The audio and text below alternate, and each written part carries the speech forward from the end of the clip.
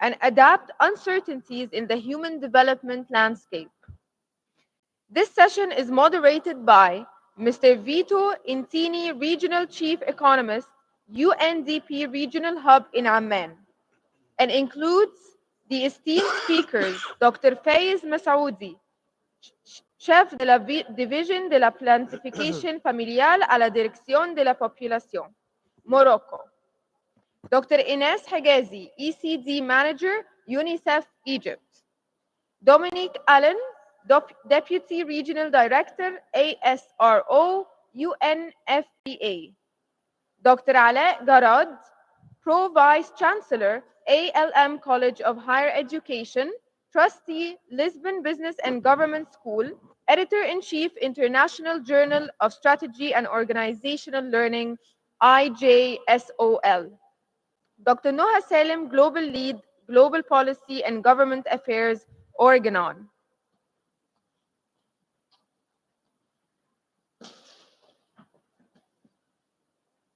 Can I start? Hello? Can we start? Hello? Okay. Good afternoon, everybody. I'm Vito Intini, Regional Chief Economist for UNDP in the Arab States region. A great pleasure being here.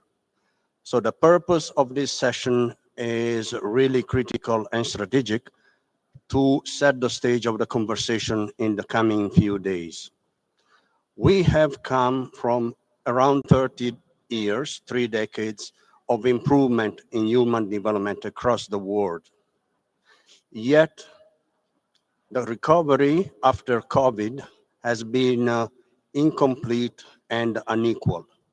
Around half of the low-income countries around the globe have not reached pre-COVID stage, whereas the high-income countries have already reached and passed the pre-COVID stage when it comes to human development.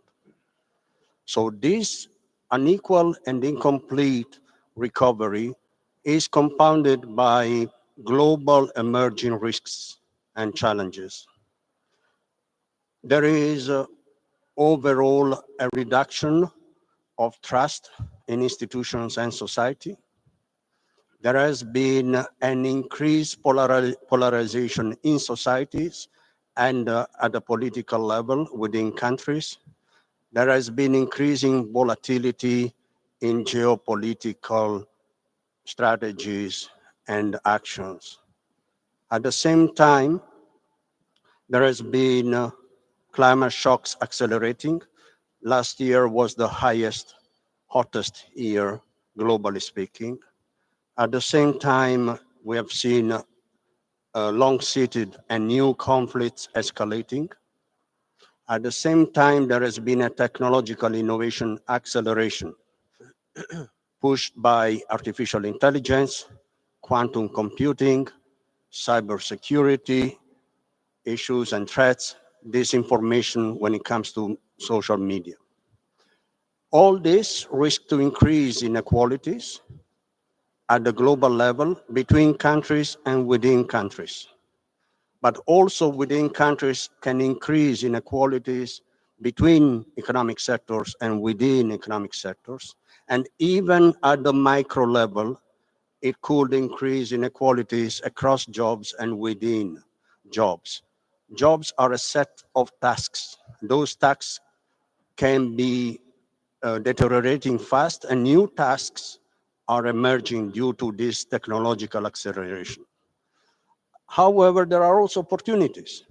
The same technological progress I was talking about is also allowing acceleration in discovering new pharmaceuticals, in more accurate health diagnosis, in new shapes of cities, so-called smart cities, that can provide services to populations that are more efficient, faster, and cheaper. And also in terms of agricultural production, which is linked to an important dimension of food security, particularly in our region. So those opportunities are important to be tackled. That means that we have been progressing globally from industrial revolution, industrial age, to computing and digital age. Now we are ushering in a new age What does that age look like is something that we will discover very soon. There are opportunities in collective actions.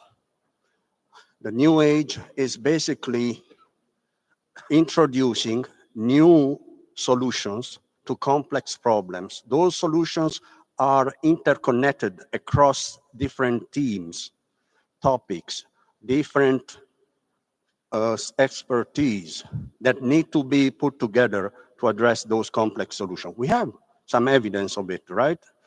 COVID, the vaccines that were uh, invented, even though were not equally distributed around the globe, was a kind of an important evidence of how technology progress can be used for human development. And also all new environmental actions in terms of loss and damage funds, in terms of investment in green infrastructure and solutions is another example of opportunities. So what is this age we are ushering in after all the previous ages we have been talking about? Well, it looks like an age where collective intelligence will be critical, based on what I just said, where human capital will shape new dimensions and therefore will require new capacities, combining analytical and knowledge to interpersonal skills. So finding critical thinking and solutions through and results-oriented kind of attitude to also interpersonal skills, to communication and teamwork. And also, of course, mastering digital skills as well. All these combined across complex teams with different types of expertise that need to come together. So this is the context. We are setting the stage, and therefore I will be asking my colleagues to articulate, to elaborate from their own perspective, their own daily experience on this big picture. So the point would be how to how to basically leverage those opportunities while managing risks. So having said that, let me start with the first colleague, Dominic Allen, who is the Deputy Regional Director for the United Nations Fund for Population, UNFPA. And I will ask Dominic if he can give us a bit an overview of human rights and population development challenges that he has encountered in his recent experience. And then I will come up with a follow-up question. Dominic, over to you. Thank you. Well, thanks, Vito. Thanks, Vito, and good afternoon, everybody. Indeed, as the Arab States Deputy Director for the UN's Population Fund, I am going to obviously zero in and look at this through the prism of population and development in the Arab region. And I want to make 3 points. That there is a strong urgency for moving forward right now. That to do so, we need to unpack the fog spoken about in our title a little bit. What's slowing us down for that progress? And finally, to come back to this acceleration for progress that requires clear actions.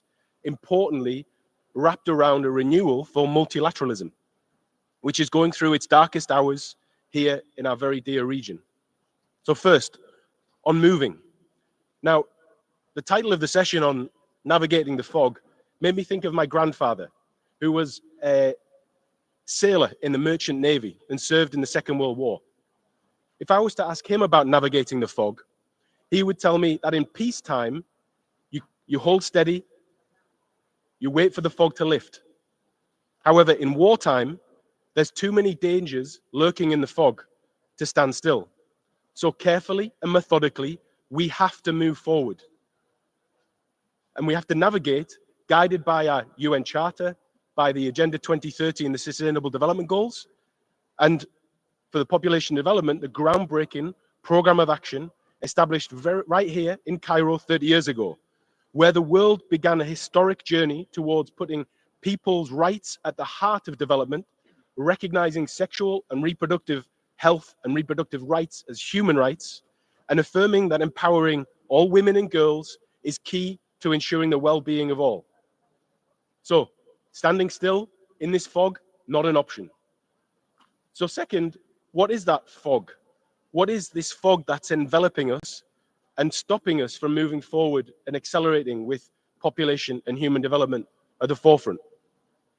I think, Vito, as you even said, globally and more broadly, we have technological disruption, environmental challenges, and social and political volatility. But more specific to population and development, and especially in the Arab states region, there is a lack of comprehensive implementation of commitments and funding gaps. There's political and ideological challenges. There's weak health systems.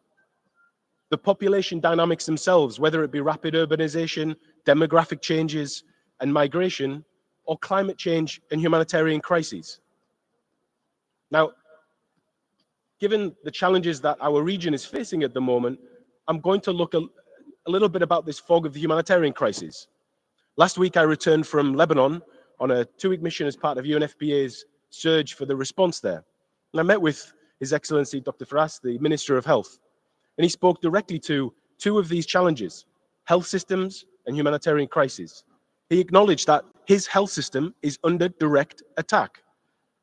How can that be stopped in the current crisis in Lebanon? The answer is very simple, a ceasefire, of course. Second country example in our region. Just recently, I completed my assignment as the representative for UNFPA in Palestine. Spent a number of missions in and out of Gaza. And I think about Gaza very often, and I think about even the title of this session, and think about sitting in a plastic sheet covered shelter in Gaza a few months ago with Majda.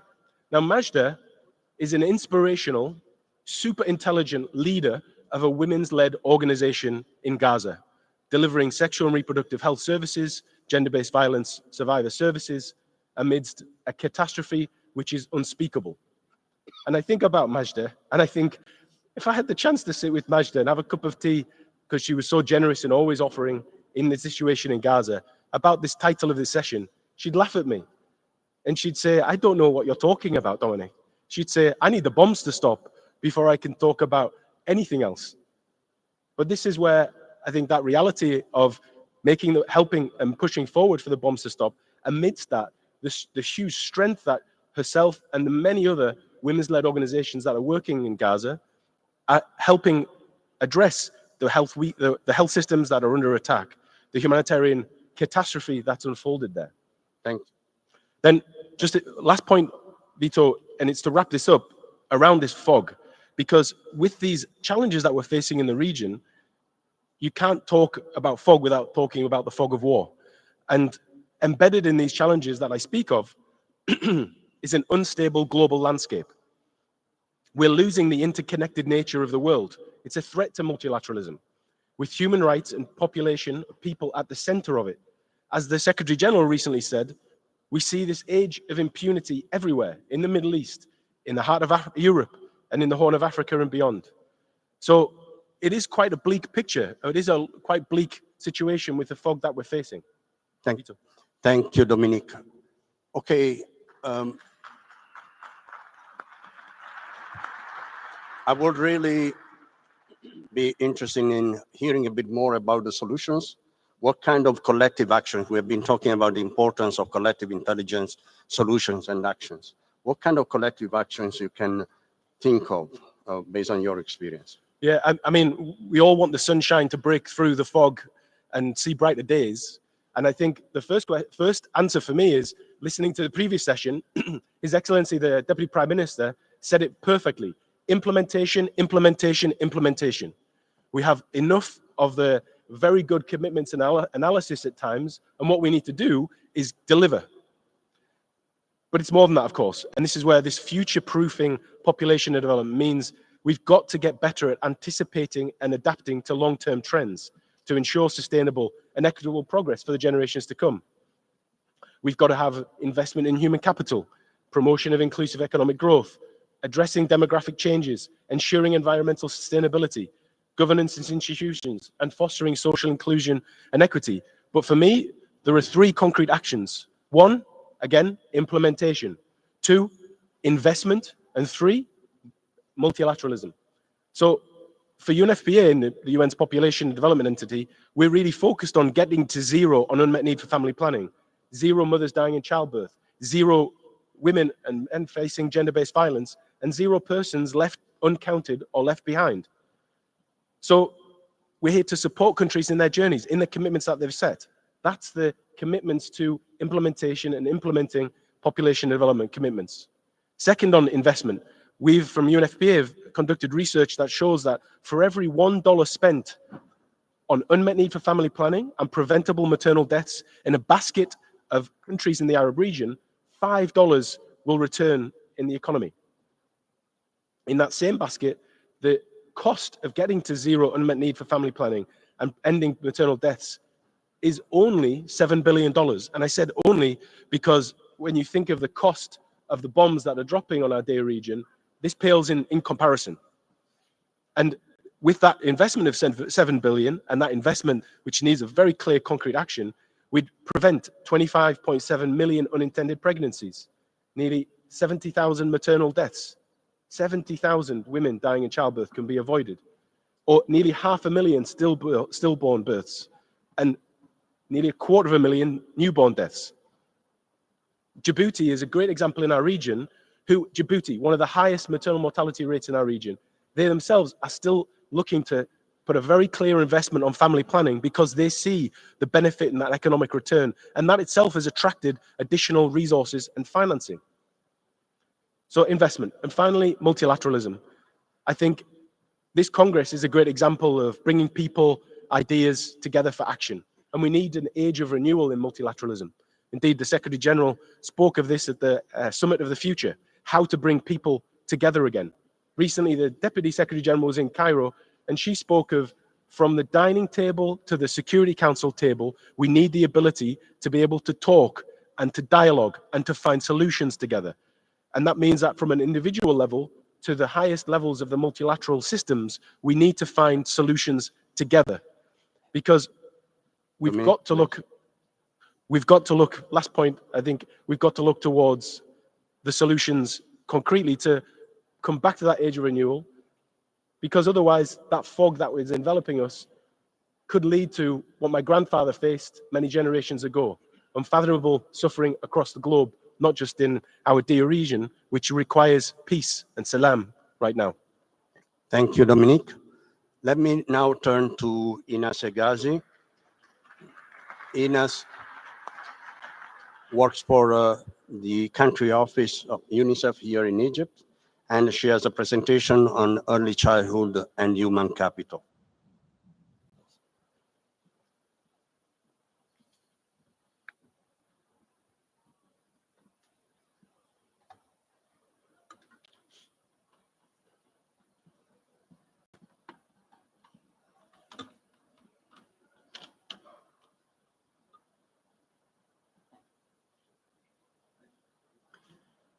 Thank you, Vito. Good afternoon, everyone. Allow me to, throughout this presentation, to take you back to the beginning of the story of our lives.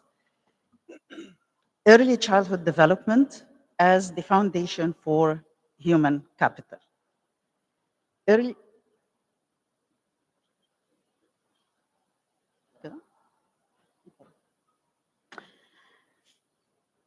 Early years of our lives, they lay the foundation for the rest of our lives.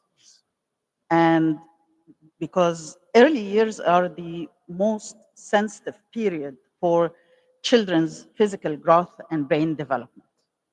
When the child is 5 years old, almost 90% of his brain or her brain is already developed.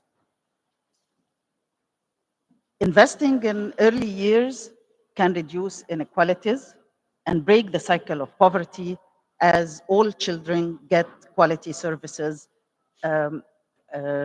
regardless of their background.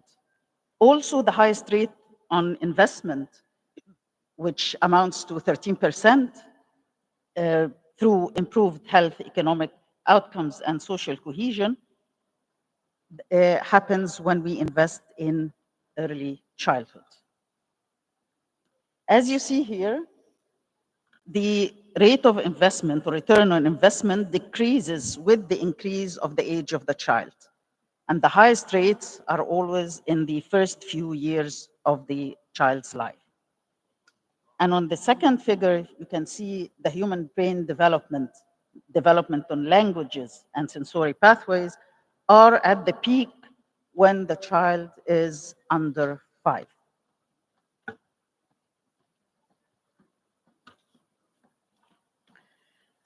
However, the challenges are substantial. At the global level, there is a growing momentum for ECD. However, more action is required. The average rate of attendance in early childhood education is 39% globally. 30% of our children are not developmentally on track, and 37% of the world's children will not reach minimum proficiency in reading and writing in 2030. The Human Capital Index revealed in 2020 that 60% of children born today, at best, they will be half as productive as they could be when they have completed education and received full health services. On the MENA region, when we zoom in the MENA region, we'll find the same challenges. 10% of the children live in extreme poverty.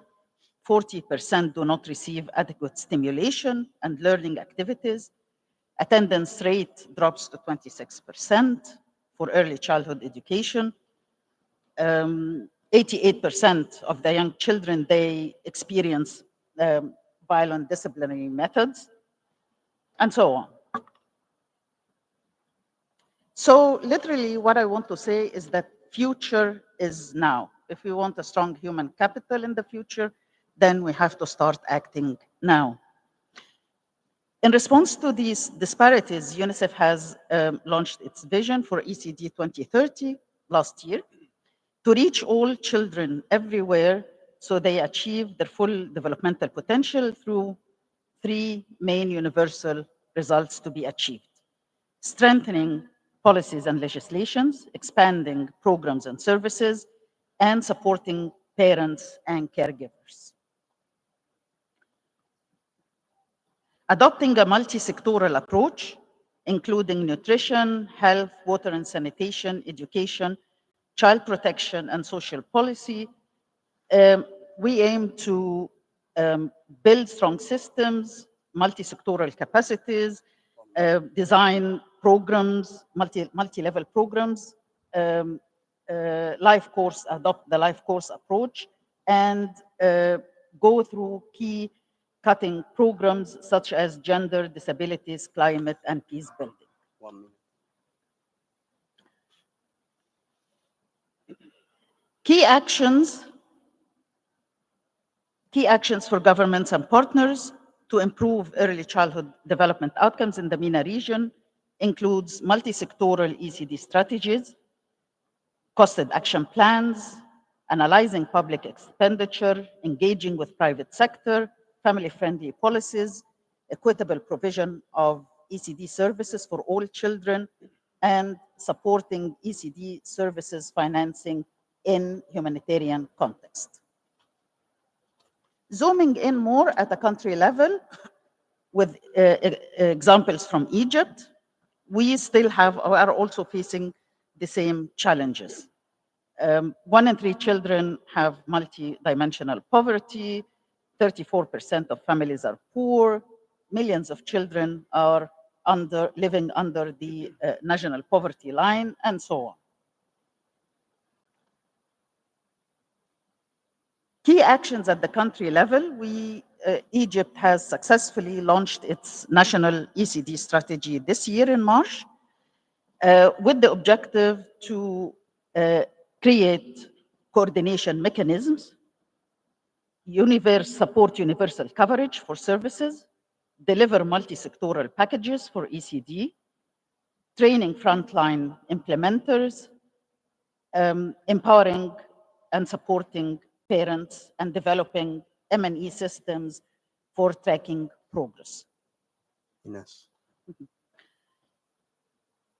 Every stage of the lifespan development is important. However, early childhood is a critical stage that lays the foundation for human development. By focusing on early years, we can build a stronger, healthier, and more equitable future for all.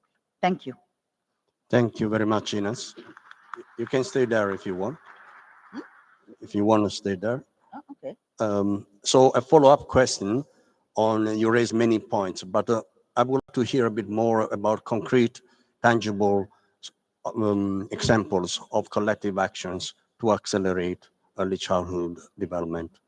If you can bring some examples. Thank you. Sure, I can bring a couple of concrete examples. Well, the launching of the Egypt National ECD strategy, that was a major intervention where 15 ministries and national councils came together to work and develop an action plan for the ECD strategy to work together for ECD development. That was really very important because the outcome that we are working on now is a plan with clear roles and responsibilities and accountabilities for the different partners.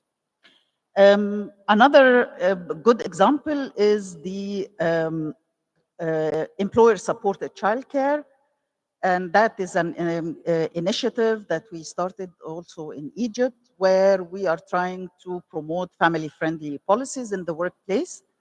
And we have been working with the private sector, the Ministry of Social Solidarity, the Egyptian Federation for Industries, to increase the access to childcare services, particularly for working women.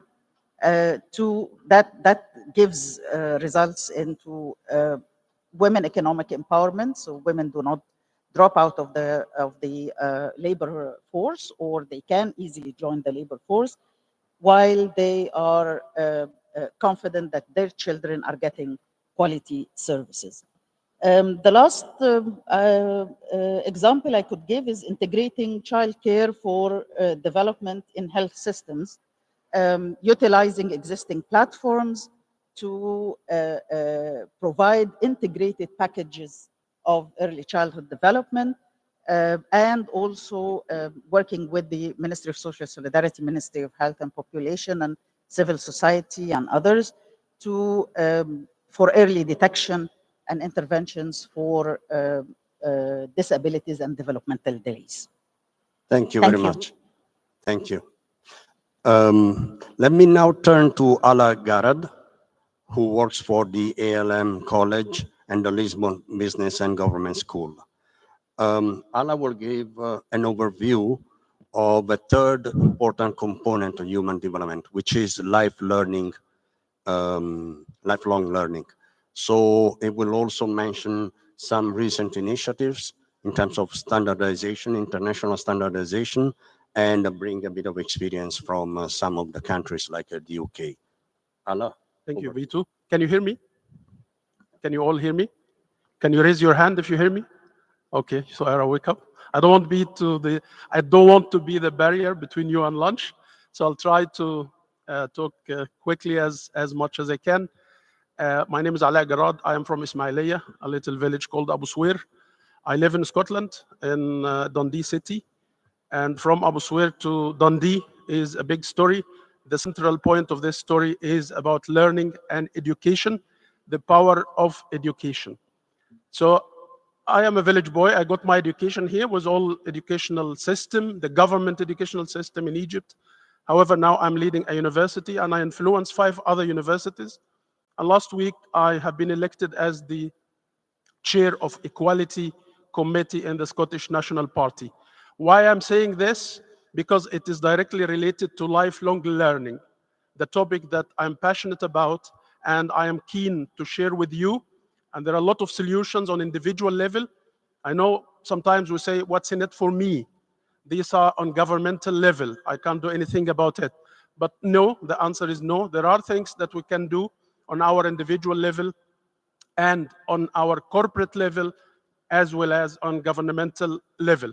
So lifelong learning is the key point here when it comes to human development.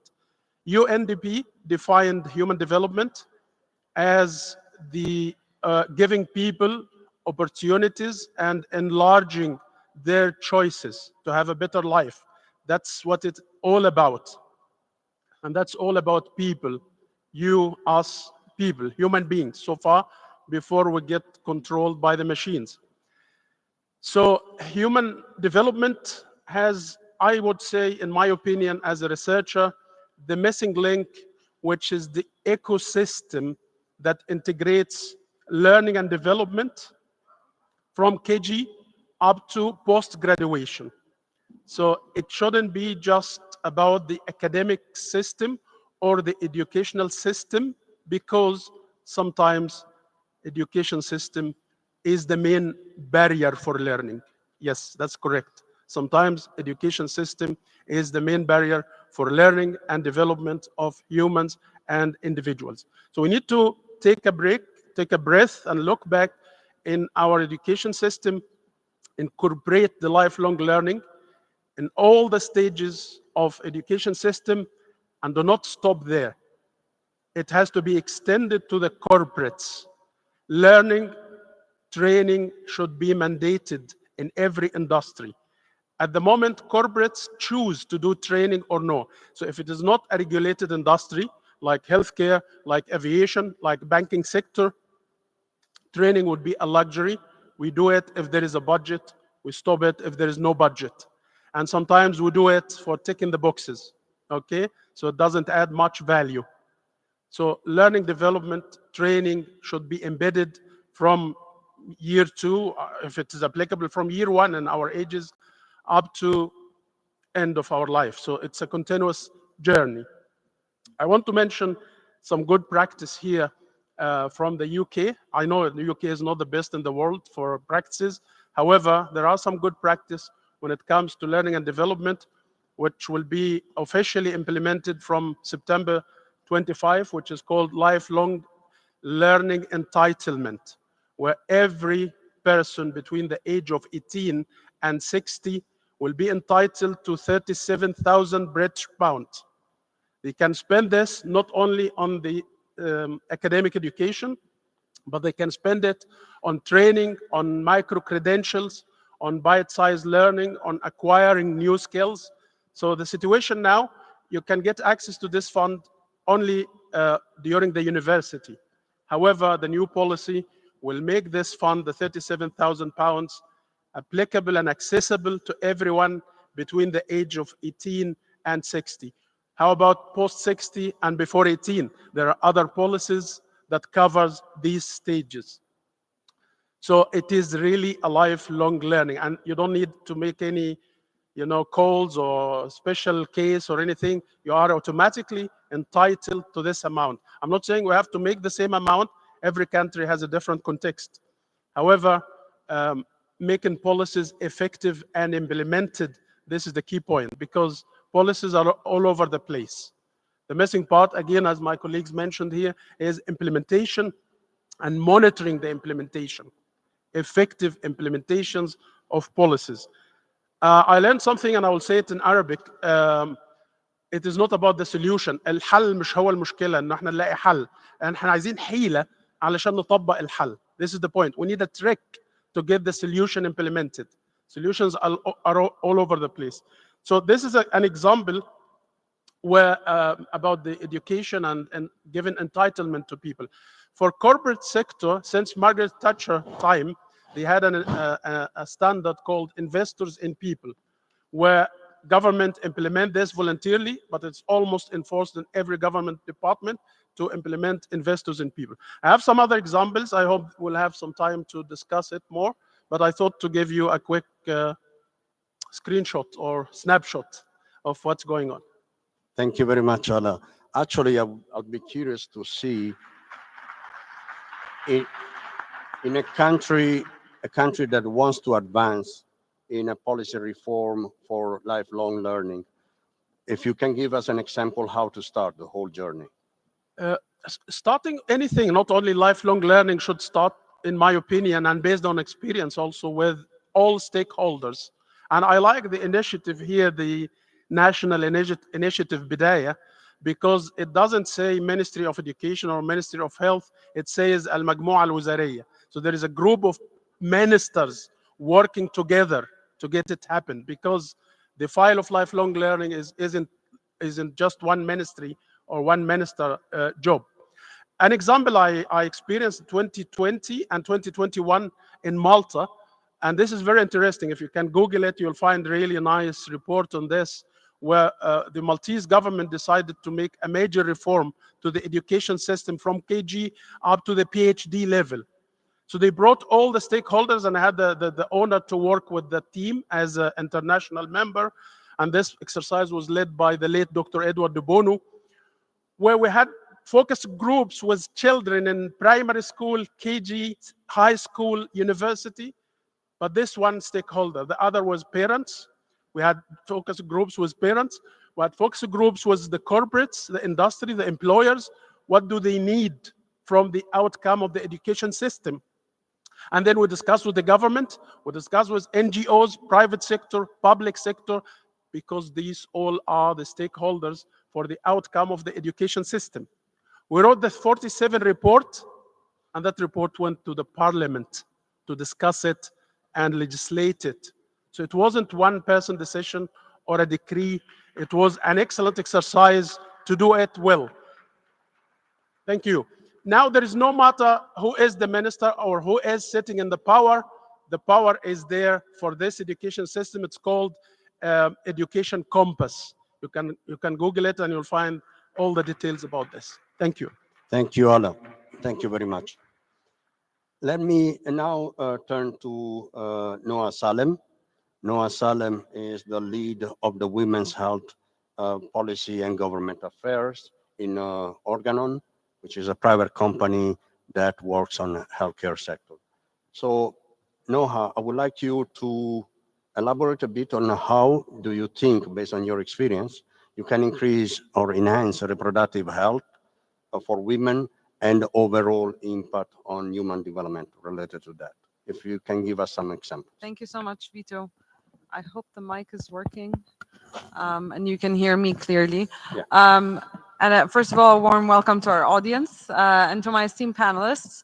So as we think about human development, I think it's critical for us to realize that women are 50% of the population, and that means that they're 50% of the potential, right?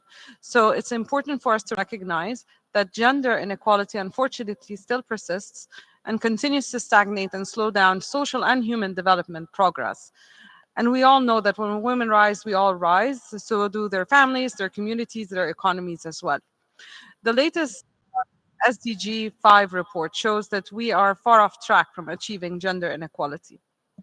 It also recognizes that the interlinkages between advancing gender equality and all the other goals, and the pivotal role that gender equality plays in achieving progress of SDGs at large, but also the critical role that women and girls play in terms of being change agents for some of the biggest challenges we see in the world today. We think about climate change and many others.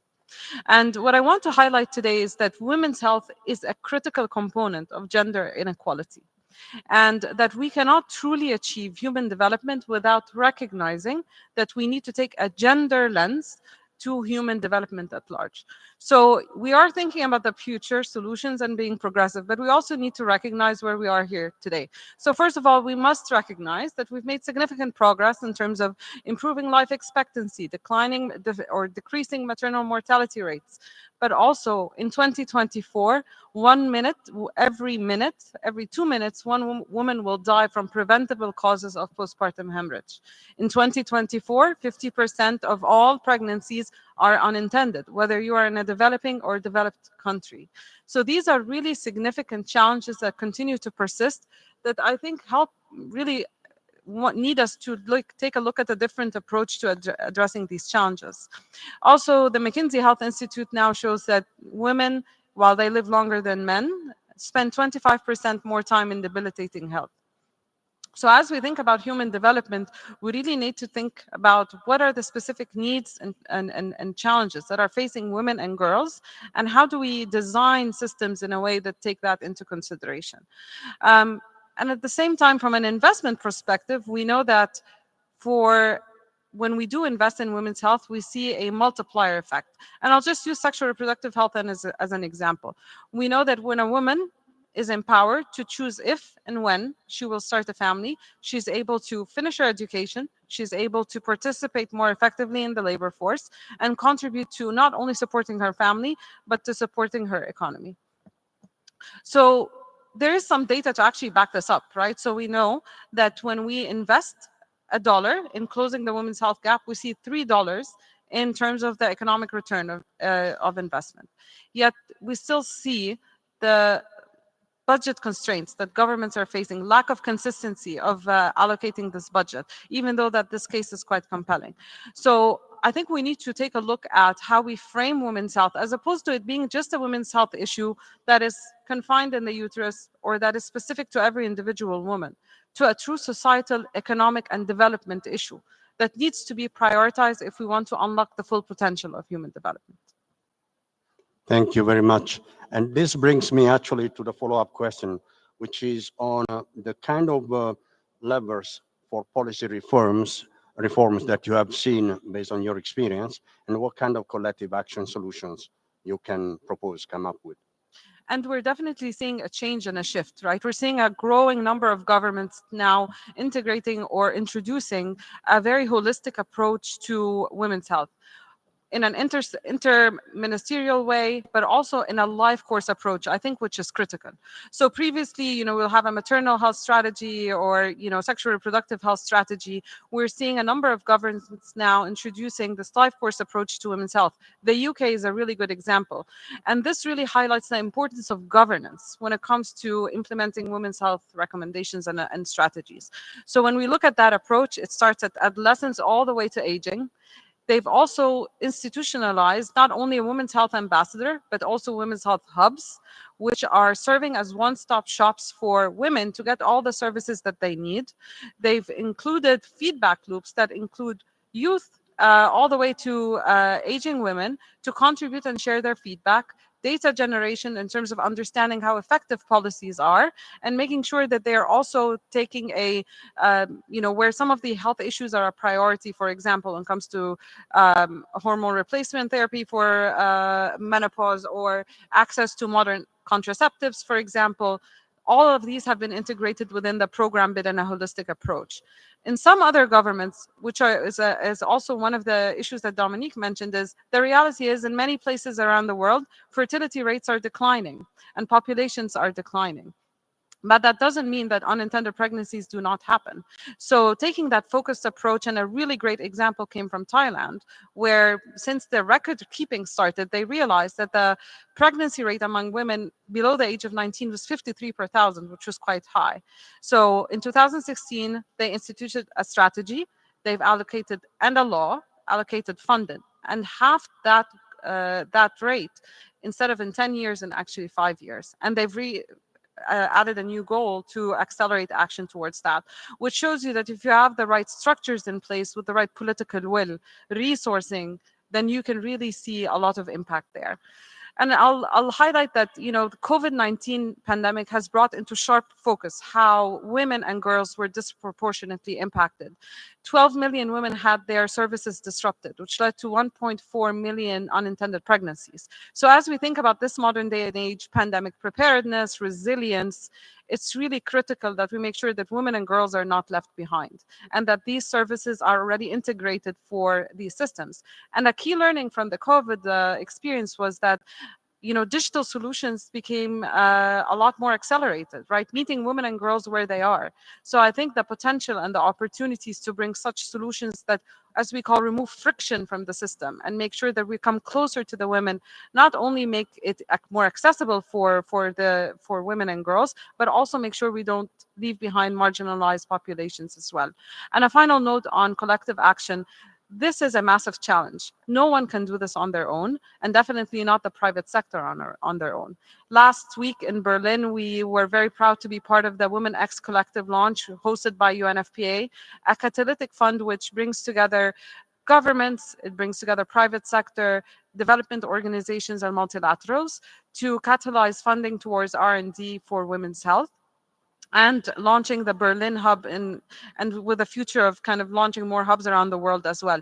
And for us, this is really the most important piece of making sure that the ecosystem is also ready for this prioritization and focus of women's health, so that, you know, when we are thinking about introducing new innovations, they don't fade away because regulatory systems or healthcare systems are not ready to really harness the full powers of these solutions. Thank you. Thank you. Thank you very much, Noha. One final piece. You've been talking about the ecosystem, rightly so, but I would like you to bring a bit more the private sector into the picture. If you can tell us from your experience some very concrete examples on how private sector can accelerate human development achievement. So traditionally, we talk a lot about what governments can do in the policy space, but I think also the private sector can play a critical role in terms of supplementing and really supporting those government priorities. From a life sciences perspective, and since you know, I am with a company that's focused on women's health, a big part of our contribution is really core to our vision and mission, which is really bridging the gap in terms of unmet needs on women's health innovations. We know that 4% of all funding in R&D goes to women's health. If you take out cancers, that leaves only 1%. And that's not really a surprise. We were just discussing this actually yesterday, that even as you think about healthcare systems, the focus has been really around diseases and areas that cause mortality as opposed to improving quality of life, right? So from our perspective, a key part has been how do we bring more innovation into the space, and how do we address unmet needs in areas like endometriosis, which we know affect 1 out of 10 women, and it can take up to 15 years to get a proper diagnosis. So for us, this is a very exciting space, yet a challenging space, and by working with others, we know we can advance this. Secondly is, you know, starting inside out. You know, when we think about our organization, how can we place workplace policies that not only support women representation, because we know when women are represented around the table, you know, not only does that contribute to the success of companies becoming more profitable, but also it means that we think about these gender-based approaches in all the business solutions that we provide. So we are proud to have 70% representation of women on our boards. We also strive for gender equality across all levels. And we really hope to reflect the gender equality we want to see in the world in our company as well. The third piece I would say is looking at how we support our communities, and the communities that we serve is really an important piece. And a big part of that has been working with governments, working with multilaterals, working with development organizations to make sure that we are bringing our strength, which is really our women's healthcare solutions, whether these are family planning, commodities and services and support, to really develop programs that help reach those women that need it the most. And one of our most important programs has been the Her Promise Access Initiative, which helps reach or aims to reach 100 million women in 69 countries in the LMIC space and prevent 120 million unintended pregnancies. So I think a core theme, as you'll hear through this, is collaboration and partnership is critical. But also leading from the inside out in terms of realizing those purposes. So thank you so much. Thank you very much for this overview. Let me now move to the last speaker, but very important speaker, because it will bring a bit of the experience from a government point of view. So let me introduce Faiz Messaoudi, who is the chief of the division of family planning and population in Morocco.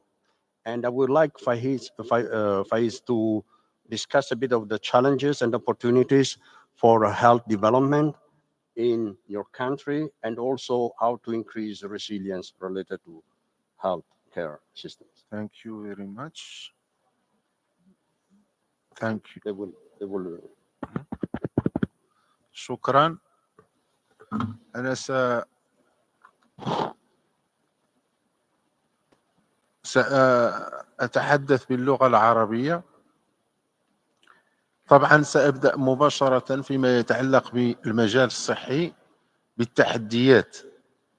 طبعا التحديات سوف أعرض الملقاة على القطاع الصحي. طبعا لا تختلف كثيرا عما هو في الوطن العربي، ربما هناك بعض التفاوتات. أهم التحديات التي يجب استباقها في مجال الصحة. نبدأ بالتحديات الديموغرافية. هذه التحديات تتطلب خدمات أساسية صحية، نظرا لأن هناك دائما في سياقنا تزايدا للساكنة سنويا. هناك كذلك وفرة الشباب وشيخوخة الساكنة، وما تتطلبه كذلك الهجرة الداخلية والخارجية من خدمات أساسية. ثانيا، التحديات الوبائية مع ارتفاع تفشي الأمراض غير السارية، والتي تحتاج إلى سياسات وقائية طبعا لتحسين الصحة ولاستباق أو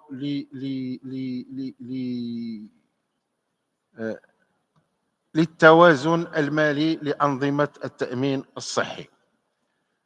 ثالثا، التوزيع غير العادل للعرض الصحي والتفاوت في الوصول إلى الخدمات الصحية بين الجهات وبين الفئات المجتمعية.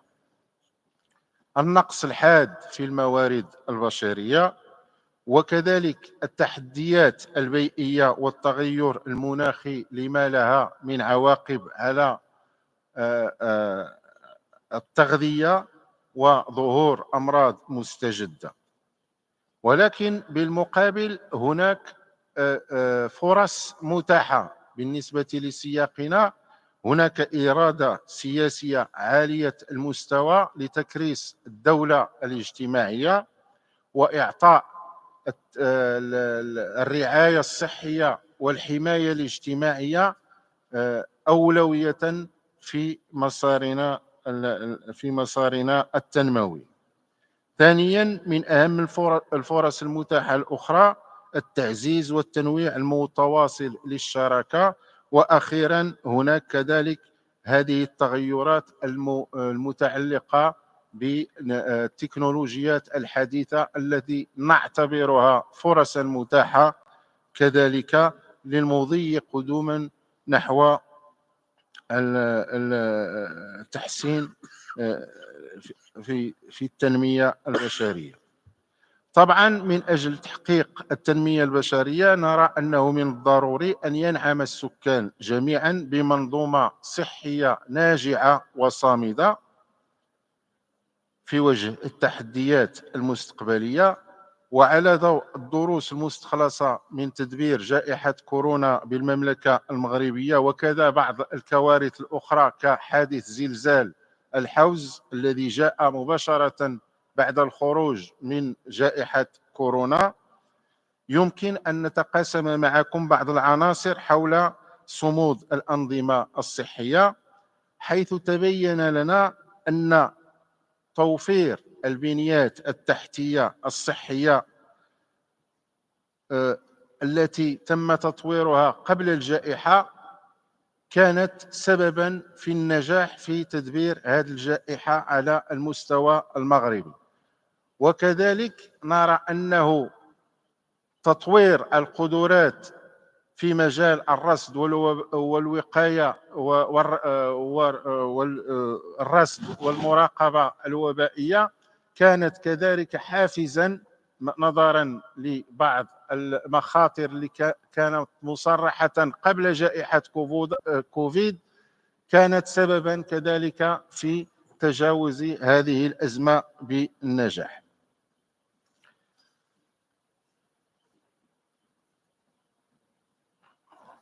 ومن هذا المنطلق نحن نقترح بعض النقاط الأساسية في مجال صمود الأنظمة الصحية، وهي الاستثمار في الوظائف الأساسية للأنظمة الصحية بصفة مستمرة في الأوقات العادية، مع التركيز على مقاربة الرعاية الصحية الأولية، استباق المخاطر اعتمادا على نظام معلوماتي قوي مع تعزيز البحث العلمي، تبني خطط استباقية لتنظيم التدخلات حسب نوع المخاطر، مع خطط لتعبئة الأطراف المعنية ونشر الموارد البشرية والموارد الأخرى اعتمادا على خرائط محددة جغرافية محددة.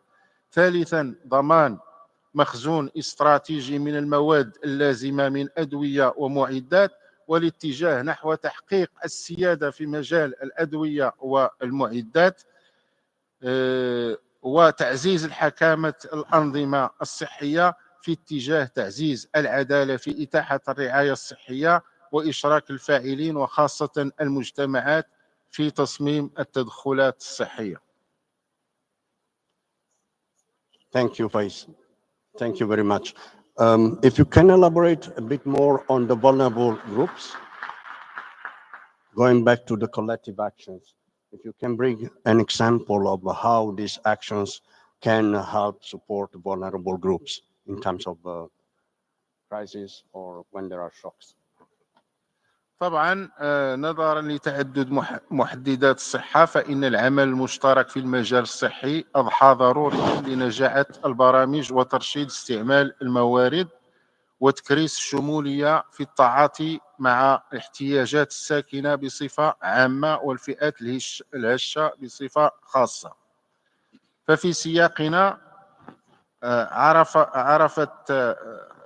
عرفت المملكة تناميا كبيرا لمجموعة من المبادرات والسياسات والبرامج المتعددة الأطراف، والتي تتبنى نهجا تشاوريا وتشاركيا في التعاطي مع المشاكل الصحية والتنموية، وخاصة لدى الفئات الهشة.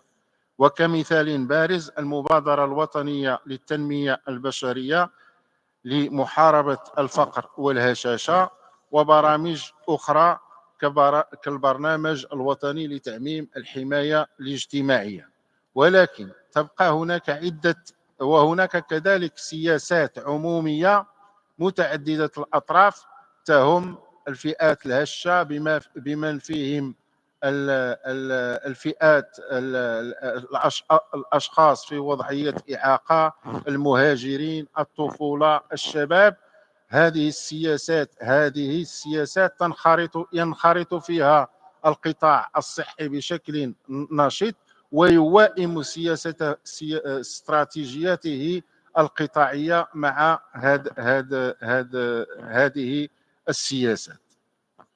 ولكن تبقى هناك عدة عوائق لجعل العمل المشترك واقعا متجذرا في مجال الصحة، وأهمها الطابع العمودي للاستراتيجيات القطاعية، ضعف أو تقادم التأطير القانوني، ضعف الشراكة مع القطاع الخاص. ونعتبر أن تعزيز العمل المشترك يمكن تحسينه عبر مجموعة من النقاط. أولا، تبني اللامركزية ومبادئ التفريع لا سبسيدياريتي، تعزيز المقاربة المبنية على المشاركة المجتمعية، وتعزيز توفير فضاءات الاستماع والتشاور على مختلف المستويات. شكرا. Thank you very much. Thanks. Now we can open the floor for questions. I will kindly ask you to introduce yourself and specify to whom you are addressing the question. I guess we have 10 minutes. The lady in the first row, if you can come to the podium and ask the question, unless there is a mic, which I don't see.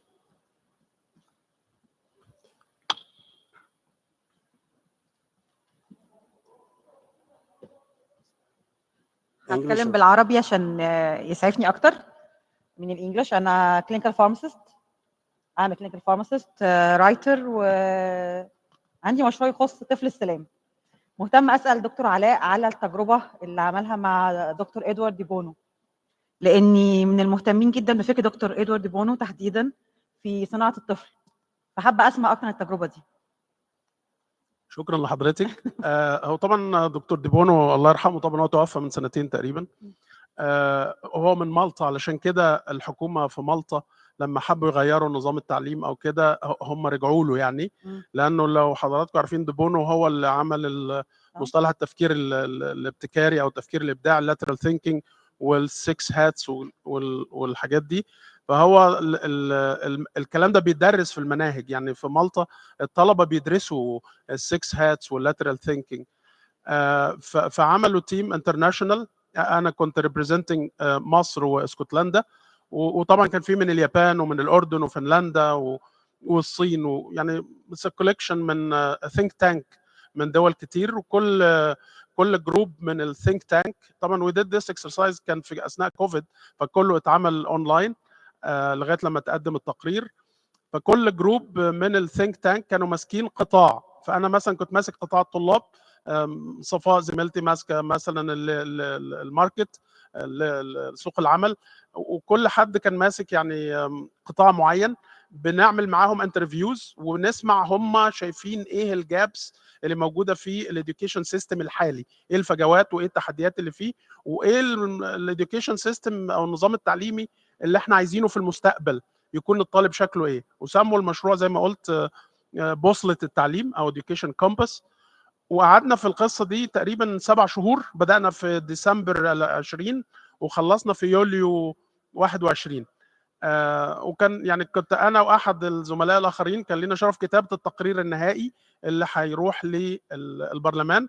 وده مش كونفيدنشال، يعني لو حد مهتم يتواصل معايا ام هابي ان انا اشارك معاكم التقرير. وطبعا دخل بقى التقرير، احنا دورنا انتهى عند هذا الحد. يعني هم بقى الحكومه واحزاب المعارضه قعدوا ناقشوا الكلام ده وتوصلوا الى السياسات اللي المفروض تتعمل في نظام التعليم علشان يكون نظام تعليم للمستقبل ياخد في الاعتبار اللايف لونج ليرنينج. يمكن انا ذكرت المثال على نفسي تحديدا علشان اوضح انه هو التعليم اهم حاجه. انا عاده كنت افريج ستودنت، يعني مش من التوب ولا حاجه، ولكن التعليم والتطوير المهارات هو الاساس. فكان وزاره التعليم هناك مع وزاره العمل مع بعض، كان وزاره واحده. فانا لازم اشوف البرودكت اللي هيجي لي من التعليم ويدخل عندي سوق العمل هيكون عامل ازاي. ولو انا مش مهتم بالتعليم وعايز ابدا ماي اون بزنس انتربرنور واعمل رياده اعمال، ده برضو داخل في نظام التعليم. فهو بيعلمك ازاي تبقى انتربرنور. في طلبه في ثانوي فاتحين شركات وحاجات ناجحه جدا ضمن برنامج اسمه تيم اكاديمي، وده موجود في مختلف انحاء العالم. برضو لو حد مهتم يعرف اي معلومات عن الموضوع ده، انا اشتغلت فيه كويس. يعني انا موجود على لينكدين وعلى السوشيال ميديا تحت امرك. Thank you all. Thanks. Thank you very much. We have time for a last question. We have 3 questions. So we start from the gentleman in the middle. Very quickly, please. Introduce yourself and the question right away. Let's see if we can allow others to ask a question as well. My name is Mahmoud Daoud. I am founder of an initiative called the Egyptian Development Program. My question for Dr. Noha, as you may know that policy is an important pillar for governance. My question is, could you kindly let us know how can policy specialists or do their part for governance to enhance the collective actions? Thank you. So if I got and understood the question correctly, it's basically how can we as policy professionals contribute to. So yes, thank you. Yes, it is. Yes, thank you so much for that question.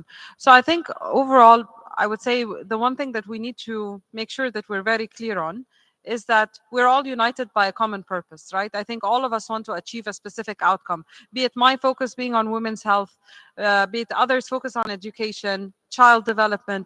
And I think that starts there. So putting the people we are serving at the center, I think is the first step. And then understanding with those I would say beneficiaries of those policies, understanding what are the gaps of the current policies or if there are no policies at all, and then working in a collaborative manner, I think is critical. I also want to highlight that, once we identify whatever these solutions, policy changes are, be it a legislation, a policy that needs to be introduced, is making sure that we're integrating a way to measure the performance of that policy. So how are we periodically measuring if it's getting the outcome that we need? How are we getting feedback from the beneficiaries of that policy that they are having a good experience? And how do we then integrate that back into policy development and implementation? So this would be in a nutshell, how I would recommend that we all have a role to play, but putting people at the center is definitely where we should start. Thank you. Thank you. There was a gentleman on my right hand side. السلام عليكم. سامعني كده؟ دكتور عبد الوهاب الغندور، دكتور أسنان. كنت سؤالي موجه لدكتور علاء. كنت حابب أعرف حضرتك ذكرت بالنسبة لموضوع الحكومة وسياسات الحكومة أنت مالكش دور فيها، ودي حاجات خارج عن تحكماتك وخارج عن يعني ما تقدرش تتحكم في انك تغيرها.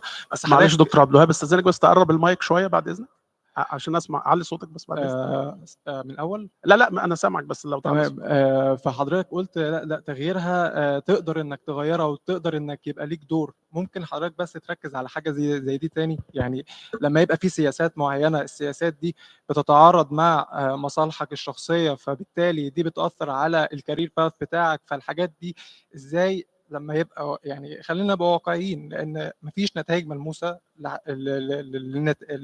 مثلا البحث العلمي، التعليم والصحه في الوقت الحالي على ارض الواقع.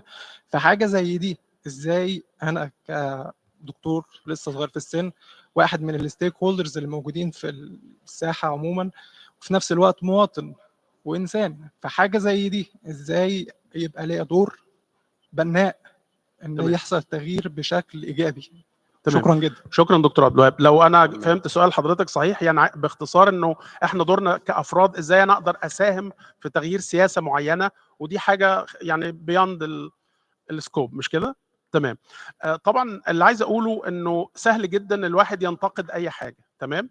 اللي انا بشوف يعني انا كمواطن مصري دايما احنا بنركز على انه بننتقد من غير ما نشوف التفاصيل، يعني من غير ما نشوف ايه القصه الاساسيه او الروتس فين. فمن وجهه نظري انا بطريقه عمليه جدا، يعني مش هتكلم ان الدنيا روزي ولا حاجه، ولكن في قنوات اقدر اوصل بيها اللي انا عايز اقوله. يعني على سبيل المثال لو انا هتكلم عن البرلمان، مجلس النواب، في لجنه مخصوصه في مجلس النواب للشكاوى والاقتراحات، وانا جربت هذا الموضوع وبعت لرئيسه احدى اللجان باقتراح معين وتم دراسته. تمام. بغض النظر انا مين، يعني انا ده متاح للناس. في حاليا على حد علمي برضو الحوار الوطني، صحيح ممكن ما نكونش احنا اعضاء في هذا الحوار الوطني، لكن في اليات نقدر نوصل لحد من الناس دي.